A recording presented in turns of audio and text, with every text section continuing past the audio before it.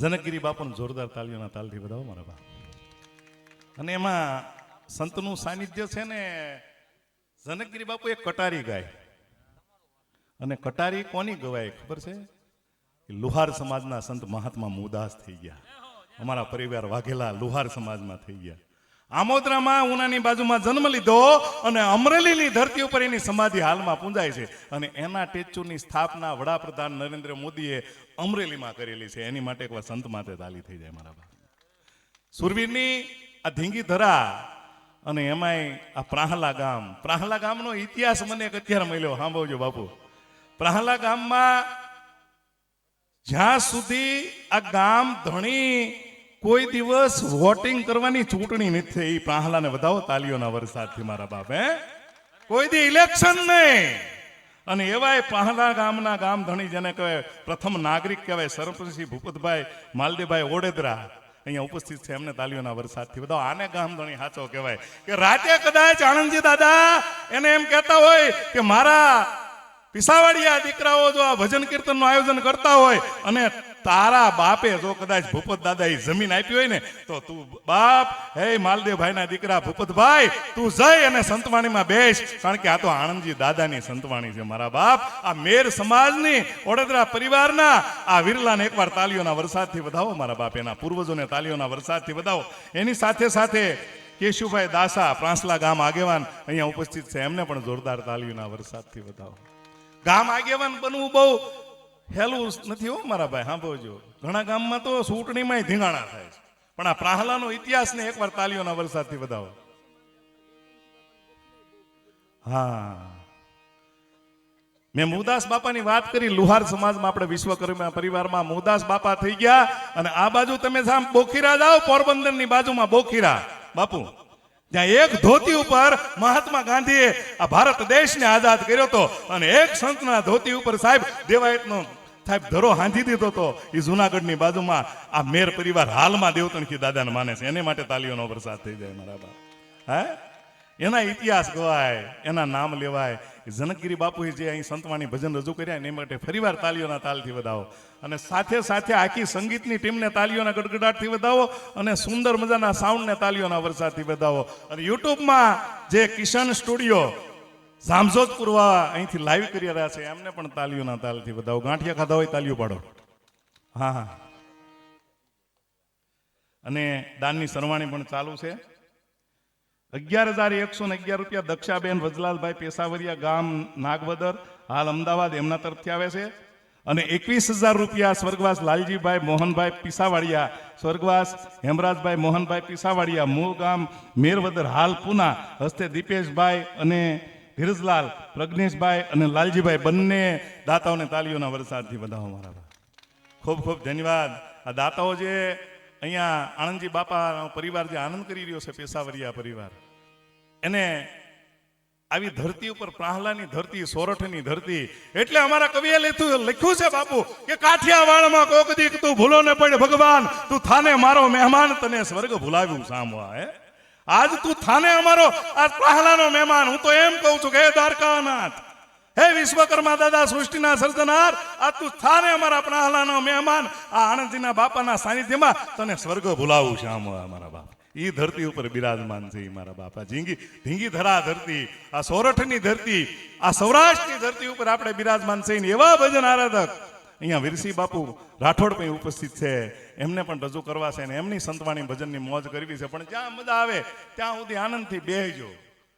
કારણ કે આનંદજી દાદાના સાનિધ્યમાં આપણે ભજન કીર્તન અને સંતોના સાનિધ્યમાં ભજન કીર્તન પીરસવાની જે મજા છે. ધાર્મિક ભાઈ ક્યાં આવે છે? કાંઈ વાંધો. ચા પાણી બધાને આપજો સ્ટેજ ઉપર. કારણ કે આમાં શું છે, અહીંયા તો બધા બદલાયો કરે પણ આ બધા ઈ નહીં રે બાપુ. મોરના પીછા છે, પીછા વગરનો મોર નકામો. એમ સંગીત વગરની ગમે એટલો ભજનીક સારો હોય બાપુ, વીરસિંહ બાપુ, ગમે એટલો ભજનીક સારો હોય પણ સંગીત સારું ન હોય તો એ ગમે એવો કલાકાર ગાવાની મજા ન આવે એમ. એટલે ધાર્મિક આ પંથકનું ઘરેણું અને એના બધાય માનને આમંત્રણ આપીને કલાકારો સાથે, પાસ કલાકારો તો ઠીક પણ એના જે ચાહકના અહીંયા જાડેજા પરિવાર અહીંયા ઉપસ્થિત છે એમને એકવાર જોરદાર તાલીઓના વરસાદથી વધાવો. કલાકાર છે ને, કલાકાર એ કેવું હોય શું સાંભળજો, રૂપિયા કદાચ ખિસ્સામાં પડ્યા હોય બાપુ, હે તો કોઈ ખિસ્સું કાપીને લઈ જાય.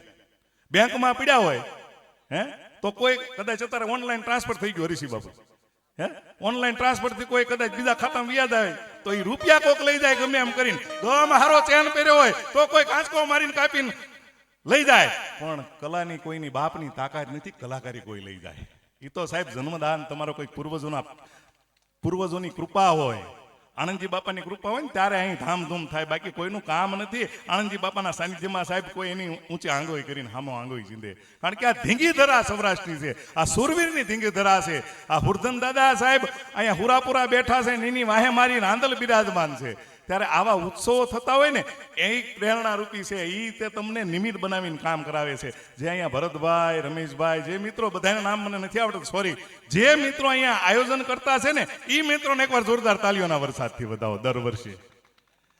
કારણ કે આવું સુંદર મજાનું પ્રાહલા જેવું રૂડું ગામ, અને બધાય પાછા લગભગ અહીં કોઈ રહેશે હવે આપણો પરિવાર?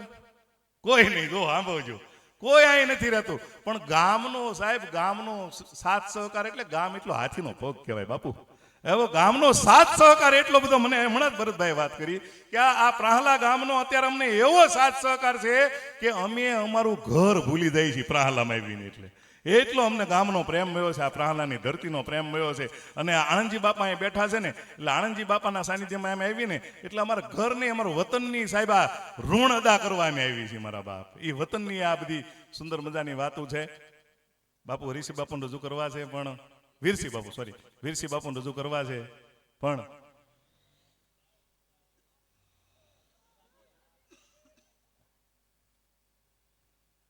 તમામ કલાકારો ધાર્મિક પીસાવાડિયાના આ ઉસ્તાદને માન આપીને પધાર્યા છે. પહેલા હું બાપુ બોલી ગયો, વીરસી બાપુ, કે અહીંયા બધા ભાવથી નહીં પણ ભાવથી આવ્યા છે મારા બાપ.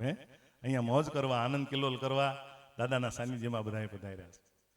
એટલે મારે 2-4 વાતો હમણાં કરવી હતી કે નાના નાના બાળકોમાં બુદ્ધિ કેટલી, તમે શું માનો છોકરાઓને? બાપુ છોકરાને શું માનો છો? હે એક હમણાં છોકરો 5 વર્ષનો આવો પ્રોગ્રામ કરીને સુરતથી હું આમ નીકળ્યો. તે 5 વર્ષનો છોકરો કહે, કાકા ઉભે રહ્યો. મેં કીધું કાં ઉભા રહ્યો? કે કામ છે તમારું? 5 વર્ષનો છોકરો. મને કે તમે રમેશભાઈ ચુડાસમા સાહિત્ય કલાકાર કાલે ઓલા સ્ટેજ ઉપર બોલતા હતી ને પંચવટીમાં સોસાયટી. મેં હા બોલ ને બેટા. મને કે તમે બહુ હોશિયાર કલાકાર હો ને તો 2 પ્રશ્ન જવાબ દેતા જાઓ. મેં કીધું બોલ ને બેટા, 5 વર્ષનો ભૂપતભાઈ છોકરો આપણને સવાલ કરે, કરશનભાઈ, હે એટલે મેં કીધું બોલ બેટા 2 પ્રશ્ન હું તને જવાબ આપી દઉં, જલ્દી મારે બહાર જવું કામ છે. ઉભા રહ્યો કે બોલો એક કૂતરું હતું. મેં કીધું એક કૂતરું હતું એને મેં 10 બિસ્કિટ નાખ્યા, 10 બિસ્કિટ નાખ્યા, 9 ખાધા, 1 ન ખાધું. મેં કીધું બેટા કૂતરું સિમ્પલ જવાબ, કૂતરું ધરાઈ ગયું છે. મને કે નહીં, 10મું બિસ્કિટ પ્લાસ્ટિકનું હતું. પછી મેં કીધું બેટા હવે જવા દે, કાંઈ વાંધો નહીં, તે જવાબ આપ્યો. મને કે નહીં, બહુ મોટા કલાકાર, મોટી મોટી વાતો કરો છો સ્ટેજ ઉપરથી, એટલે બીજા પ્રશ્નનો જવાબ દેતા જાઓ. મને કે બોલો રમેશ કાકા એક કૂતરું હતું. મેં કીધું એક કૂતરું હતું, 10 બિસ્કિટ નાખ્યા, એકેય નો ખાધું. સિમ્પલ જવાબ, 10 બિસ્કિટ પ્લાસ્ટિકના હતા. મને કે કાલથી ઘરે રહેજો, મારા કાકીને નંબર આપો. કૂતરું પ્લાસ્ટિકનું હતું. કોણ પોગે બાળકોને મારા બાપે? સાહેબ સાંભળજો, નાની એવી મિમિક્રીની વાત છે. માં અને પત્નીમાં ફરક કેટલો? આપણી જનેતા અને આપણી પત્નીમાં ફરક કેટલો? એક આપણને બોલતા શીખવાડે ને એક બોલતી બંધ કરાવે. એટલો જ ફરક, લાંબો કાંઈ નહીં. મજા છે જિંદગીમાં, આનંદ કરી લેવો. બહુ કવિએ સુંદર મજાની રચના કરી છે કે મોજમાં રહેવું, અગમ અગોચર અગમ ધણીની ખોજમાં રહેવું. સાહેબ મોજમાં રહેવું, સંતોના સાનિધ્યમાં રહેવું. આવી ધીંગી ધરા ઉપર જયારે હું તમે બિરાજમાન હોય અને આવી સંતવાણી ભજન કીર્તનની લહેરખી હાલી હોય અને પ્રાહલા જેવું સુંદર મજાનું આણંદજી બાપાનું સાનિધ્ય હોય, ત્યારે સંજયભાઈને વિનંતી કર્યો, સંજયભાઈ તરસાણિયા આપણને 10 મિનિટ સુંદર મજાની વાતો કરશે. ભાઈ શ્રી સંજયભાઈ તરસાણિયા જોરદાર તાળીઓના વરસાદ વચ્ચે.